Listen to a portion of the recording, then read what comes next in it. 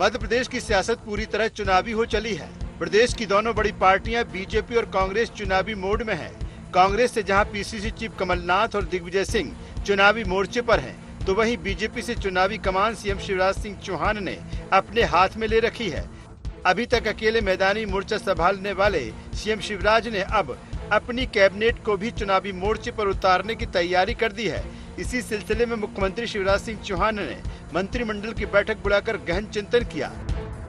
बैठक में मंत्रियों से उनके प्रभार के जिलों की रिपोर्ट लेने के साथ ही योजनाओं के क्रियान्वयन, जनता के बीच सक्रियता बढ़ाना और हितग्राहियों से संपर्क बढ़ाने के निर्देश दिए। ज्यादा से ज्यादा सरकार की योजनाओं को जनता के बीच लाने का प्लान भी तैयार किया गया। खासकर सीएम लाडली बहना योजना का ज्यादा से ज्यादा प्रचार प्रसार करने के निर्देश दिए गए हैं। खबर है कि चुनावी लिहाज से नए सिरे से मंत्रिमंडल की जमावट यानी कि कैबिनेट में फेरबदल पर भी बैठक में चर्चा हुई। हालांकि शिवराज के मंत्री इस पर खुलकर बोलने से बचते नजर आए। हर रोज संगठन की मीटिंग होती है, सीएम साहब के यहाँ मीटिंग होती है, कई बिंदुओं पर हम लोग चर्चा करते हैं और उसका प्रचार प्रसार भी करते हैं। जैसे इस समय लाडली बहन योजना का पूरे प्रदेश में उत्साह उमंग महिलाओं में है, तो हम अपनी जानकारी देने को सीएम साहब को आए हैं। देखो, भाजपा रोज चुनाव लड़ती है, ये कांग्रेस नहीं है कि चुनाव आया और बाहर रोड पे आ गए। भाजपा सिर्फ विकास पर चुनाव लड़ती है, विकास किया इसलिए विकास की दम पे हम चुनाव में जाएंगे और सब लोग जीत के आएंगे और पुनः भाजपा की सरकार मध्य प्रदेश में बनेगी और 200 पार का जो हमारा वादा इस बार 200 पार का। सर, ये भी जो कैबिनेट विस्तार या विभागों के जो बदलाव की इस तरह की भी कुछ खबरें हैं लगातार, उसकी कोई चर्चा की जाएगी? ये हमारे केंद्र का नेतृत्व है और हमारे सीएम साहब का अधिकार है, हमारे प्रदेश अध्यक्ष का अधिकार है, जो जैसा भी निर्णय लेंगे वो सर्वोपरि। हाँ, बिल्कुल सहमत है, सब वो ऊपर का निर्णय है। चुनावी वर्ष में कई नए प्रोजेक्ट, नए काम शुरू होते हैं और कुछ हमारे रूटीन है। अब जैसे petrochemical complex, entrepreneurship, employment, CM उद्यम क्रांति योजना, ऐसी कई योजनाएं चल रही है, चलती रहेगी। बीजेपी शिवराज सरकार के साथ इस बार केंद्र की मोदी सरकार के काम गिनाकर भी वोट मांगने जा रही है।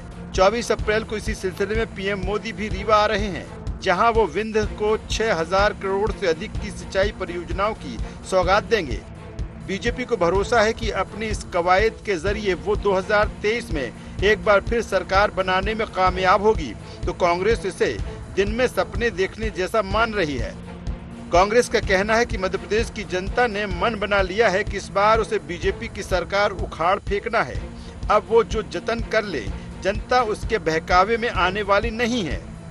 वैसे तो उनका अधिकार क्षेत्र है, मुख्यमंत्री अपने मंत्रियों को बुला के बात करे, उनसे समीक्षा ले। ये मध्य प्रदेश में जिस तरह से धरातल से जो रिपोर्ट आ रही है, फील्ड से जो रिपोर्ट आ रही है, उसको लेके पार्टी हाईकमान, उनके संघ के लोग, राष्ट्रीय नेता, सभी लोग चिंतित हैं। यही कारण है कि मध्य प्रदेश में लगातार राष्ट्रीय नेताओं के दौरे भी हो रहे हैं। उन्हें पता है कि मध्य प्रदेश में उनकी हालत बहुत ख़राब है, तो लगातार मंत्रियों को टाइट किया जा रहा है। मंत्रियों के खिलाफ जो शिकायतें आ रही हैं, मंत्रियों के क्षेत्र में जो भ्रष्टाचार की शिकायतें लगातार पार्टी को मिल रही हैं, मुझे लगता है उसकी समीक्षा ये लोग ज़्यादा कर रहे हैं।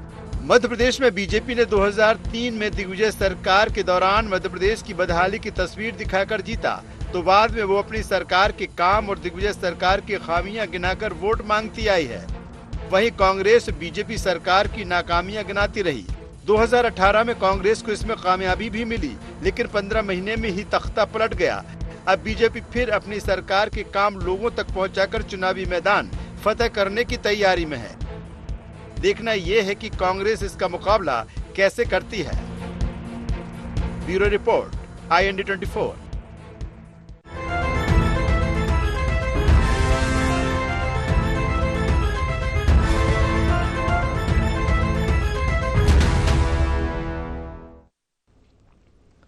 नमस्कार, IND agenda mission mister chief minister में आपका स्वागत है। मैं हूं आपके साथ नवीन पुरोहित।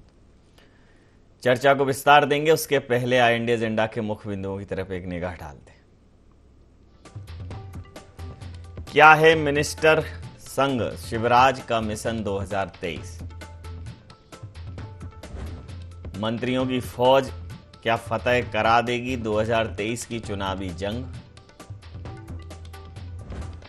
शिवराज मोदी के हितग्राहियों की सेना से कैसे मुकाबला करेगी कांग्रेस?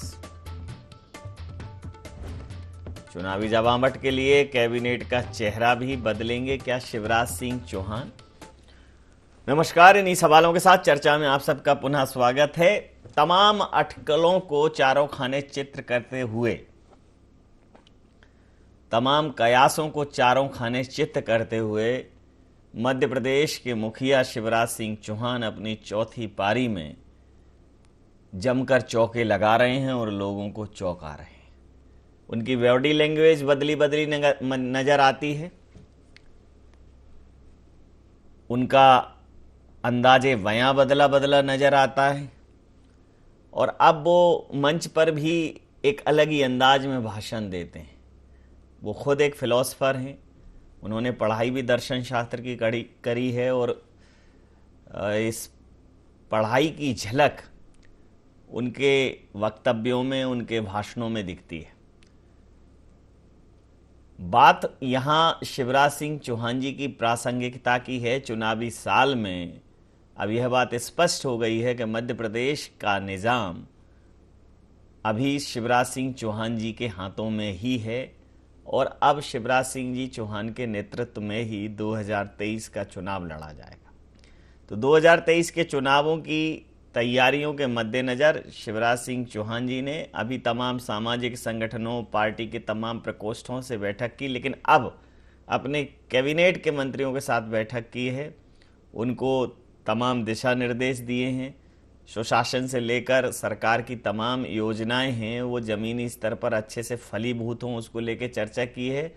और उनकी इस बैठक को लेकर ये कयास भी लगाया जा रहा है कि अगर किसी की परफॉर्मेंस ठीक नहीं आती है तो शायद कुछ फेरबदल हो या मंत्रिमंडल का विस्तार हो। तो इसी मुद्दे पर करेंगे चर्चा। हमारे साथ चर्चा में शामिल हैं गोविंद मालू जी, भारतीय जनता पार्टी के वरिष्ठ नेता हमारे साथ हैं। डॉक्टर रामकिशोर दोगने जी, पूर्व विधायक मध्य प्रदेश कांग्रेस के हमारे साथ हैं। देवदत्त दुबे जी, वरिष्ठ पत्रकार हमारे साथ हैं। आप समस्त महानुभावों का बहुत बहुत स्वागत है। दोगने जी, देखिए आप भले ही दोगने हैं लेकिन शिवराज जी चौगुने हैं, चौथी बार है वो। मतलब आप जितना प्रयास करते हैं उससे लगभग डबल प्रयास कर देते हैं। वो चाहे योजनाओं की बात हो, चाहे दौरों की बात हो, चाहे जनता में जाने की बात हो, वो कांग्रेस से ज़्यादा सक्रिय नज़र आते हैं। कांग्रेस के किसी भी नेता के समकक्ष ज़्यादा सक्रिय नज़र आते हैं। उनकी सक्रियता पर उनकी जो चौथी बार की पारी है वो हावी नहीं हुई है। चौथी बार की पारी में भी तो वो और अलग एक अंदाज में नज़र आ रहे हैं। हालांकि आप ये कह रहे हैं कि अब ये हाई वोल्टेज ड्रामा है और चूंकि बुझते हुए दिए की ज़्यादा लो है, ये कह सकते हैं आप, लेकिन उनमें लो काम करने की है, क्या कहेंगे? ये बिल्कुल नवीन जी, आपने जो उदाहरण दिया बिल्कुल सही है कि बुझता हो दिया बाद में भक्ता बहुत ज्यादा है और वो भपक रहे हैं। आप बताइए, अगर 20 साल आप मुख्यमंत्री रहे, 20 साल पार्टी की सत्ता रही है, तो आपने कुछ किया होता तो जनता खुद स्वीकार करती, जनता खुद आपको हटाने की बात नहीं करती। आप वर्तमान में घबरा रहे हैं। आप देखिए कि उनका सर्वे हो, चाहे आरएसएस का सर्वे हो, सब चीजों में पीछे जा रहे हैं। 60 सीटें आ रही, किसी में 50 सीटें आ रही, किसी में 58 सीटें आ रही है। तो इससे घबरा कर आप भाग रहे हैं। आप बताइए, 5 साल काम करते थे, कौन आपको नहीं चुनेगा? 5 साल आपने अच्छा सेवा की है, लोगों के काम किए हैं, लोगों की सेवा की है, लोगों के लिए अच्छे रोड बनाए हैं, लोगों को अच्छी नहरें बनाई है, लोगों को अच्छे डैम बनाए हैं। कुछ भी तो नहीं किया। ये बताए ना क्या किया इन्होंने? कुछ किया नहीं है। 5 साल से मैनेजमेंट में चले गए, आपको आपस में मैनेज करने में। सिंधिया जी के लोग इधर नहीं हो जाए, वो फलाने नहीं हो जाए, सरकार कैसे गिराए, इसी में लगे रहे पूरा टाइम और अब सरकार बचाने में लगे हैं। इसके अलावा कुछ नहीं है। पर जनता सब समझती है। जनता आने वाला समय जो है जनता बिल्कुल समझ रही है और जनता ने पहचान लिया है कि शिवराज सिंह मामा झूठ बोलते हैं, रोज नई नई घोषणाएं करते हैं, इंप्लीमेंट कुछ नहीं होता है। आपने देखा ये नई योजना लेकर आए हैं, बहना योजना, एक सिंगल योजना क्या आधार पर चुनाव लड़ेंगे क्या? एक योजना आपने पब्लिक में डाल दी, उससे चुनाव लड़ेंगे क्या? तो एक योजना का इतना प्रचार कर रहे हैं कि जैसे इसी पे चुनाव हो रहा होगा।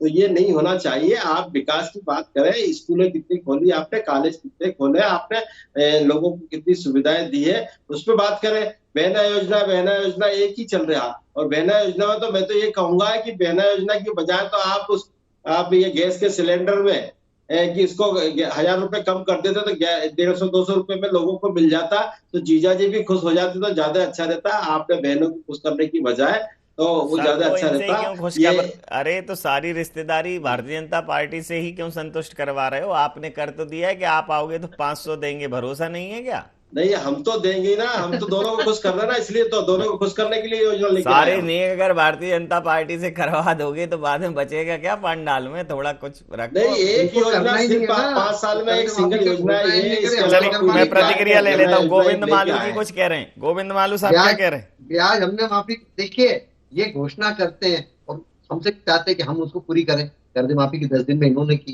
पूरे 15 महीने में नहीं हुई। लाल पीले नीले फॉर्म भरवाए, ये कभी नहीं लिखा था वचन पत्र में, ये भी नहीं लिखा था कि हम पहले 50 का करेंगे, फिर 1 का करेंगे, फिर 2 का करेंगे। सबको सर्टिफिकेट बांट दिए और बैंक वाले डिफॉल्टर घोषित कर दिया किसानों को। अब वो डिफॉल्टर जो हो गए उनका ब्याज हमारी सरकार, जो कोऑपरेटिव बैंकों में पैसा नहीं भरा था वो हमारी सरकार ने, बीमा का प्रीमियम का पैसा 2200 करोड़ रुपया हमने आने के बाद। अरे इन्होंने क्या, हमेशा गरीब हटाओ से लेकर हम सुनहरे कल की ओर बढ़ रहे हैं, तो जनता पीछे कर देती कि पीछे चले जाइए आप, सुनहरा कल आपका पीछे इंतजार है।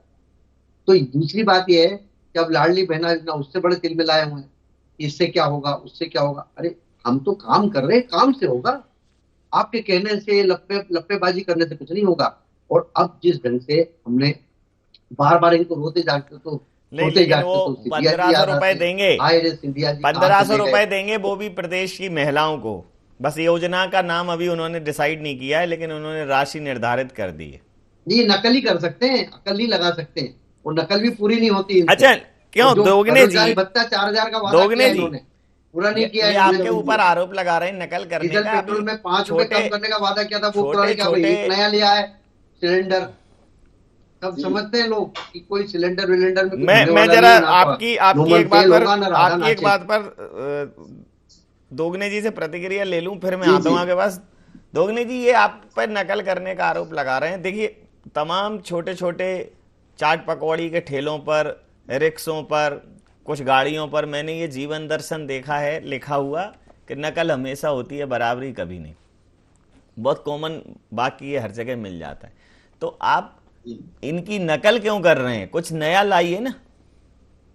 देखिए नवीन जी, हम लोग नकल नहीं कर रहे हैं। हम लोगों ने किसानों का ऋण माफ किया। देखिए, आपके चैनल पे झूठ बोल रहे हैं मालू जी। अभी इनके मंत्री, जो कृषि मंत्री ने वहां 27 लाख किसानों का ऋण माफी की स्वीकार किया है, और ये यही झूठ बोल रहे हैं कि किसान परेशान हो रहे हैं। हमारी बड़ी बड़ी योजना है, किसानों को लाभ पहुंचाएंगे। बड़े बोलने दीजिए मालू जी, अभी आ रहा है। आप बताइए, खुद बताइए, स्वीकार किया आपके मंत्री ने, स्वीकार किया है, विधानसभा में स्वीकार किया मालू जी। 27 लाख लोगों का ऋण माफ हुआ। ऋण माफ कर देना, ऋण के भी कोई प्रोसीजर होगी, आप काम करने की। आप तो फॉर्म भरवा रहे हैं ना, ये बहना योजना जो लेके आए उसमें तो फॉर्म भरवा रहे ना। आप भी तो तो फलाना लाओ, तो ये लाओ, तो कागज तो लगेंगे ना। आपको जानकारी तो निकालना पड़ेगी, बैंक से जानकारी तो निकालना पड़ेगी। आप भी बैंक पर रहे, आपको मालूम है सब चीजें, जानता हूँ कि आप भी बैंक पर रहे, तो आपको भी मालूम कि बैंक से जानकारी तो लेना पड़ेगी ना। तो फॉर्म तो भरवाना पड़ेगा, बैंक से जानकारी लेना पड़ेगी। 27 लाख लोगों का स्वीकार, वो भी हुआ, माफी हुआ है। आप उसकी बात नहीं कर रहे, जो माफ हुआ उसकी बात नहीं कर रहे हैं। और सरकार ने 55,000 करोड़ रुपए अगर ऋण माफी पास की है तो निश्चित है आपको भी देना चाहिए। आप देंगे कि देंगे, ये स्पष्ट करते हैं। आप बताइए, जो बचे हुए लोगों का आप देंगे। अभी कोई कैंसिल नहीं किया आपने। आप ये विधानसभा में बुलाइए, विधानसभा में पास कराइए, इसको हम नहीं देंगे। मैं प्रतिक्रिया अब प्रतिक्रिया ले लेता हूं। मालू जी को बोलने दीजिए। अभी मैंने तो आपसे वैसे ही कॉपी का पूछ लिया था। जी जी मालू जी। देखिए, ये 55,000 करोड़ से भी ज्यादा का कर्ज माफी का वॉल्यूम इन्होंने करे। जो एनपीए खाते हो जो आ ही नहीं सकते उनको जोड़ लिए, जो छोटे मोटे लोन थे उनको जोड़ लिए। कितना हुआ? 6,782 करोड़। इतना हमने विधानसभा में बोला है ना। और कहाँ 6,000, कहाँ 60,000 भी मान लो, तो कहाँ पर 7,000? उसमें भी 853 करोड़ रुपया तो हमने भरा है कोऑपरेटिव बैंकों में। इन्होंने तो उसको राइट ऑफ कर दिए खाते, वो हमने भरा आने के बाद। ये बताएं कि ये 10 दिन में कर्ज माफी की बात करने का किसी डॉक्टर ने बोला था इनको? क्यों बोला? ये बोलते 5 साल में करेंगे, हम आएंगे कर्ज माफी करेंगे, 5 साल में करेंगे, धीरे धीरे करेंगे, वहां पहले 50 करेंगे फिर 1 करेंगे। आपने तो बोला ये 10 दिन में अगर कर्ज माफी नहीं होगी, इनके नेता नेता बदल दूंगा, मुख्यमंत्री बदल दूंगा। और वो शपथ विधि समारोह सबके सामने ही है। तो एक दिन में कर दिया था कमलनाथ जी ने, कर दी थी ये ना होगी कमलनाथ कर्ज जी माफी। ने। वो बेचारे किसान बड़ी आशा लगा के बैठे थे, कर्ज भरना बंद करा, डिफॉल्टर हो गए, दूसरा लोन नहीं मिला, उसका ब्याज हम आपके पाप धो रहे हैं श्रीमान, आपके पाप तो हम धो रहे हैं। गरीब बेटाओं से लेकर सुनहरे कल की ओर बढ़ रहे हैं। कर्ज माफी और ये बेरोजगारी भत्ता, डीजल पेट्रोल में कम करना, सेल्फ हेल्प ग्रुप के कम करना, 3-4 योजनाएं बंद कर दी, भावांतर योजना, खाद बीज योजना। आपने क्या किया? केवल छल कपट के अलावा दूसरा कोई काम नहीं। फिर आ गए, फिर नई चीज लेकर आए, नई पुड़िया। ये पुड़िया देना बंद करिए, वास्तविक बात करिए, काम करिए। कैसे सिलेंडर दोगे? कितना बजट कहां से आएगा? कैसे पैसा भरोगे? क्या उसका रेवेन्यू इकोनॉमिक्स है? ये बताइए। इकोनॉमिक्स है नहीं कुछ। चले जी, बात प्रतिक्रिया ले लेता हूं। देवदत्त जी, मूल बात यह है कि शिवराज जी जो है अपने पूरे जोशो खरोश से अब चुनावी तैयारियों में जुट गए हैं, और जिस प्रकार के तमाम कयास उनके इस चौथे नेतृत्व को लेकर लगाए जा रहे थे, चौथे नेतृत्व में सारे कयास चारों खाने स्थित हैं। शिवराज जी ही अब इस समय केंद्र हैं चुनावी प्रक्रिया का भी और सत्ता का भी। तो शिवराज जी की जो अब सक्रियता है, भारतीय जनता पार्टी की जो सक्रियता है इस समय, जो उन्होंने योजनाएं अभी अस्तित्व में लाई हैं, खासकर लाडली बहना योजना, उसका एक बड़ा सामाजिक संदेश अच्छा गया है। तो कांग्रेस कर रही है उसके पीछे कि जैसे ही उन्होंने लाडली लक्ष्मी योजना की बात की तो उन्होंने कहा कि हम 1500 रुपये देंगे, फिर सिलेंडर का 500 रुपये में देंगे, कहा है। लेकिन इनिशिएटिव लेना, किसी भी चीज़ की शुरुआत करना और किसी भी चीज़ के विषय में प्रतिक्रिया देना, दोनों में अंतर आ जाता है, क्या कहें? देखिए, जिस तरह की मध्य प्रदेश में राजनीतिक परिस्थितियां हैं प्रभु जी, उसमें दोनों ही दल डू एंड डाई की स्थिति में आ गए हैं। और समय पूर्व जिस तरह की तैयारियां हैं, वो अभूतपूर्व चुनाव होने जा रहा है मध्य प्रदेश की राजनीति में, विधानसभा 2023 का। तो भाजपा तो अपने अनुभवी मुख्यमंत्री को चौथी बार फिर चुनावी मोर्चे पे लगा दिया है, जो 4 बार के मुख्यमंत्री है। और जो एंटी इनकम्बेंसी को कैसे डाइल्यूट किया जाए, जब जब एंटी इनकम्बेंसी पनपती है, वो एक कोई नया ऐसी योजना लेके आते हैं कि उसमें उसकी उनकी जो भाषण की शैली है और फिर जो उसको डाइल्यूट करने का तरीका है, एक माहौल को सत्ता के खिलाफ पनप ना पाए, एक जड़ता ना आ पाए, वो तोड़ने का प्रयास करते हैं। अनुभवी नेता तो कांग्रेस के पास भी हैं, जो लगातार 40 सालों से सांसद, केंद्र में मंत्री और तजुर्बेकार हैं, और आजमाए हुए भी हैं कांग्रेस पार्टी की तरफ से, जिन्होंने 15 साल की भाजपा सरकार को 2018 में सत्ता से बाहर कर दिया था। तो दोनों तरफ से सिलेक्शन तो गजब का है कि हम अनुभवी नेतृत्व को आमने सामने कर रहे हैं। लेकिन क्या है, सत्ता में रहने के कुछ फायदे हैं तो कुछ नुकसान भी, विपक्ष में रहने के कुछ फायदे हैं तो नुकसान भी है। इन्हीं दोनों दलों की ऐसी स्थिति बनी है इस बार कि ये ऐसा चुनाव होगा जिसमें 1.5 साल कांग्रेस सत्ता में रही, 3.5 साल विपक्ष में रही, भाजपा 1.5 साल विपक्ष में रही, 3.5 साल सत्ता में रही। तो दोनों को अपने सत्ता पक्ष का और विपक्ष का हिसाब लेके भी जनता के पास जाना है। तो जिस तरीके के आरोप प्रत्यारोप के दौर चलेंगे वो दोनों तरफ चलेंगे। और शिवराज सिंह जो अपनी लाइन बड़ी करते हैं, जिस तरह से वो एक तरह से ऐसा एक योजना ले आते हैं, वो शुरू से 4 बार में जो चुनाव लड़े हैं उसमें हर बार कोई तुरुप का इक्का जैसा लाते हैं। कभी उन्हें लाड़ी लक्ष्मी लाए, तीर्थ दर्शन लाए, कन्या विवाह, बहुत सारी योजनाएं। लेकिन एक जो लंबा समय हो जाता है उससे जनता के साथ साथ पार्टी के अंदर भी एक चीज चलने लगती है, एंटी इनकम्बेंसी वाली, तो उसको उनको डाइल्यूट करना है। और कमलनाथ को तो अंतिम दौर की प्रतिक्रियाएं और ले लेता हूं। मालू जी, जब आप थोड़ा पीछे बैठते हैं, आपने मोबाइलों को सेटिंग रखी होगी, तो थोड़ा पीछे बैठते हैं तो आपका चेहरा ब्लर हो जाता है। अभी देखो आप चमक रहा है एकदम। तो पीछे जो भी जनता से जो डिस्टेंस रख के बैठेगा और मीडिया से डिस्टेंस रख के बैठेगा वो हो जाएगा ब्लर। और जो नजदीक रहेगा वो हो जाएगा कलर। अभी ठीक है। हाँ अभी तो नहीं, मतलब मोबाइल की चर्चा की बात, मैं तो ओरिजिनलिटी की बात कर रहा हूँ। हम हमारे साथ बिलर भी रहो तो कोई समस्या नहीं है, जनता के साथ एकदम कलरफुल रही, जनता से सीधे जुड़े रहते हैं। जी जी, ये यही तो मालू जी, ये जो कांग्रेस का कहना ये है कि कांग्रेस ने सर्वे भी पता कर लिया। अच्छा, अच्छी बात यह है कि ये सर्वे भी कांग्रेस को भारतीय जनता पार्टी के और आरएसएस के सर्वे का मालूम है। क्या कहेंगे नवीन जी सही कहा आपने, मैं इस पर तो बोलना ही भूल गया था। ये सर्वे इनसे ही करवाया शायद, ऐसा इनको, ये इनके कहने से ऐसा ही लग रहा है जैसे इन्होंने घर में सर्वे कर लिया और अपने में मुंह मियां मिट्टू बन गए।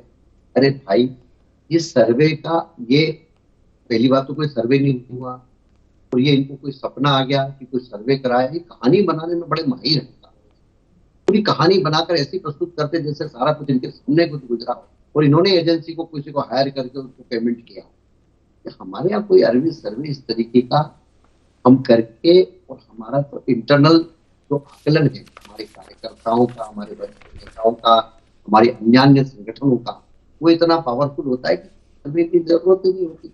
और सर्वे भी अगर कोई होता है तो आपको कैसे बताएंगे और आपको कैसे पता लगेगा? इस संघ का सर्वे ये हो गया, आप ये किस तरह की बातें कर रहे हैं? संघ का सर्वे, संघ कोई सर्वे करा रहा है, ये इनको पता ही नहीं है संघ क्या करता है। शाखा में कभी गए नहीं, बैठकों में कभी गए नहीं। मैं इनसे कह रहा हूँ, राजनीतिक आपकी विचारधारा कुछ भी रही, कांग्रेस में रहे आप, पर शाखा जरूर था। आरएसएस के कोई राजनीतिक संगठन नहीं है। हमारे यहाँ कई सारे के लोग हैं विचार के, लेकिन एक विचार है राष्ट्रवाद। आप जाए और आप देखें कि संघ कैसे काम करता है, फिर आप कांग्रेस में काम करें, हमें कोई आपत्ति नहीं। मैं भारतीय जनता पार्टी में भर्ती प्रतिक्रिया ले लेता हूँ, लेकिन ये पहले प्रतिक्रिया ले लेता हूँ। दोगने साहब, आपके सर्वे का आधार भी भारतीय जनता पार्टी के सर्वे हैं। आप कह रहे हैं उनके सर्वे में ऐसा आया है, आपने अपना कुछ कराया है कि नहीं? बिल्कुल, हमने भी कराया है, हमारे पास भी रिकॉर्ड है, और उसके साथ साथ इनके सर्वे भी आपके प्रतिष्ठित चैनलों ने बताए हैं, प्रतिष्ठित अपने पेपरों ने छापे हैं, उसके आधार पर बोल रहे हैं। आप पता तो करिए, आपके लोगों से पूछिए, आपके मीटिंगों में चर्चा हो रही है। अरे सुनिए तो, मीटिंग में बोल रहे हैं कि ये स्थिति है। आप अगर सुधरे नहीं, मंत्रियों से बोल रहे हैं सुधरे नहीं तो सरकार चली जाएगी। ये मुख्यमंत्री जी मीटिंगों में बोल रहे हैं। बालू जी जरा पता तो करो मीटिंगों का। मैं तो सब चीजों की जानकारी बता रहा हूँ आपको। मीटिंग में मुख्यमंत्री जी चैलेंज कर रहे हैं मंत्रियों का आपके, कि आप सीधे रहिए, आप काम करिए, आप काम नहीं करेंगे तो ये सरकार चली जाएगी। तो ये बातें हैं, सब मापदंड है, उसके आधार पे चल रहा है। अच्छा, वैसे इनके सर्वे तो जो कह रहे हैं वो कह रहे हैं, आपका आप अपना भी तो बता दीजिए कि कांग्रेस ने एक कराया है सर्वे, और उसमें ये बात जो इनके सर्वे में आई है हमारे में भी आई है। मतलब झूठ नहीं बोलते हैं इनके जैसे। ऐसा मत करो, ऐसा मत करो कि बगल, ऐसा मत करो कि 150 प्लस, ऐसा मत करो कि बगल में पंगत हो रही है, इसके लोगों ने ऐसा मत करो कि बगल में पंगत हो रही है और न्योता नहीं भी आया तो भी मन बना के बैठ जाओ कि नहीं आज तो भोजन बगल में ही करेंगे। ऐसा नहीं होता। जनता के बीच में हमको भी जाना, जनता के बीच में हम भी है, काम करते हैं, ऐसा नहीं। देवदत्त जी, अंतिम प्रतिक्रिया के साथ चर्चा समाप्त करूंगा। में भी सरकार बनी थी, इसी तरह अभी भी 150 प्लस सीट आएगी कांग्रेस की, और सरकार कांग्रेस की बन रही है, ये 100% सही है। हम तो 200 प्लस बोल रहे हैं। जी जी, देवदत्त जी आवाज पहुंच रही है, और आपका झूठा सर्वे है 200 प्लस। देवदत्त जी, अंतिम प्रतिक्रिया के साथ चर्चा समाप्त करूंगा। आप दोनों लोगों की सरकार बने, गलत तो मुगालते में नहीं देते। पिछली बार भी था 200 प्लस। देखिए, चुनाव तक, आपको मालूम है, चुनाव तक हर नेता, हर प्रत्याशी जीतता है चुनाव तक, जब तक आखिरी वोट काउंट नहीं होता। और चुनाव तक दोनों दलों की सबकी सरकारें बनती हैं, और चुनाव तक हर मीडिया के नतीजे एकदम एक्यूरेट रहते हैं। ये एक कॉमन परसेप्शन है, चुनाव तक ही रहते हैं, उसके बाद फिर सबके आंकड़े इधर उधर होते हैं। और जब होते हैं तो सबके पास अपने अपने भी, कि इस बार लहर ऐसी हो गई, धारा वैसी हो गई, हवा वैसी चल गई, तो बहुत बहाने हैं। इसलिए सरकारें तो बनाओ, आप मीडिया के सामने पब्लिकली स्टेटमेंट दो, लेकिन बनाने का तरीका वही है जो शिवराज जी कर रहे हैं, उसकी कॉपी करने से नहीं कर चलेगा। अपना कुछ समझिए उसमें जनता तक पहुंचने के लिए। अंतिम प्रतिक्रिया के साथ चर्चा समाप्त करूंगा सर। देवदत्त जी। बिल्कुल जी, बिल्कुल परोज जी, आपने सही कहा कि इसके लिए तो जैसे परीक्षार्थी को पढ़ के ही परीक्षा पास करनी पड़ेगी, ऐसे अथक परिश्रम की जरूरत है। चुनाव कोई सामान्य चीज नहीं है, और चुनाव एक विज्ञान भी हो गया है, आजकल मैनेजमेंट भी हो गया, माहौल बनाने का भी हो गया है। जब तक आप सभी क्षेत्रों में बूथ पे मजबूत बेहतर प्रत्याशी और अच्छे मुद्दे नहीं देंगे तब तक चुनाव अब ऐसा नहीं रहा कि कोई किसी दल की लहर चलती है कि क्या हो जाता।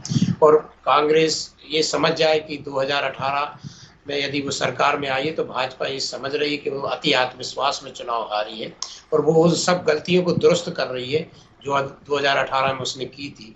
तो मुकाबला बेहद कड़ा है और इस भरोसे में कि हम एंटी इनकम्बेंसी के भरोसे सरकार बना ले जाएंगे बड़ा मुश्किल है। भाजपा की तर्ज पे उसे हर मोर्चे पर प्रयास करना पड़ेंगे, तब जाके कहीं जो उम्मीदें हैं उनकी उस तरफ वो देख पाएंगे। अन्यथा तो भाजपा में जिस तरह से जीत की चाहत और जीत की जिज्ञासा जो बढ़ गई है लगातार चुनाव जीतने की, उसके चलते वो हमेशा चुनावी मूड में रहती है जी। और हमेशा हर चुनाव को वो जीतने के लिए हारी हुई सीट से शुरू करती है, जैसा इस समय वो कर रहे हैं। और कमलनाथ और दिग्विजय सिंह कांग्रेस के पास भी अनुभवी है।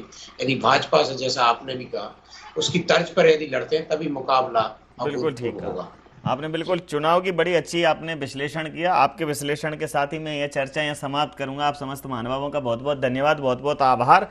तो जैसा कि देवदत्त दवे जी ने कहा, उसी बात को मैं आगे बढ़ाऊंगा कि चुनाव अब गणित भी है, चुनाव अब विज्ञान है, चुनाव अब भूगोल है। नापना पड़ेगी आपको धरा, जमीन पर उतरना पड़ेगा, समझना पड़ेगा मनोविज्ञान जनता का और लगाना पड़ेगा कैलकुलेशन तमाम तरह से। अन्यथा चुनाव अब हिंदी भी है, अच्छी अच्छों की हिंदी हो जाती है। इसलिए चुनावी समर में पूरी प्रतिबद्धता के साथ उतरिए। मैं तो हालांकि ये निवेदन करूंगा कि अच्छे और सच्चे वादे करिए। बाकी चुनावी वादे अभी तक तो अच्छे और सच्चे होते नहीं हैं, क्योंकि उसके लिए भी कोई नियमावली नहीं है। तो माननीय चुनाव आयोग हम निवेदन कर सकते हैं और वो दिशा निर्देश दे सकता है। माननीय चुनाव आयोग और माननीय सुप्रीम कोर्ट अपनी तरफ से कुछ पहल करें चुनावी प्रक्रिया में, तो उसकी पारदर्शिता और बढ़े, वो और बेहतर है। तो कुल मिलाकर शिवराज जी चौकन्ने हैं, चौथी बार में चौकस हैं और सबको अपनी सक्रियता से चौंका रहे हैं। तो शिवराज जी का यह स्वरूप उन्हें पंच परमेश्वर के रूप में विराजित करेगा। क्या वो चौथी बार में पंच लगा पाएंगे कांग्रेस के मुंह पर, या कांग्रेस इस बार फिर एक बड़े जन समर्थन के साथ सत्ता वापसी की राह जो वो देख रही है उसको प्राप्त करेगी? देखना दिलचस्प होगा इस बार का चुनाव। आई इंडिया एजेंडा में नहीं, आप बने रहिए IND24 के साथ और देखते रहिए IND24। नमस्कार।